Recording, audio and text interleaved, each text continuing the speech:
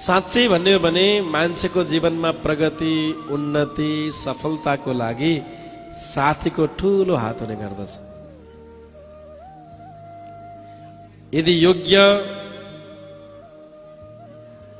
साथीहरू जीवनमा छन् भने जीवनका प्रतिपग प्रतिपलहरू सहज हुने गर्दछ। सम्पत्ति सधैँको लागि मित्र हुँदैन हजुर।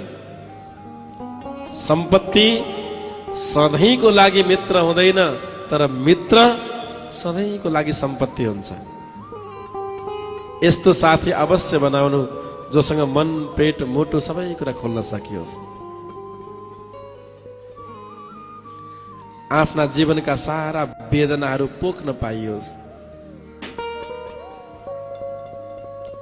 मित्र त्यो हुन् जसलाई दुःख पर्दा, कष्ट पर्दा, ऋण लाग्दा, समस्या आइलाग्दा खोज्न नपरोस्, आफै आउन्। मित्र त्यो हुन्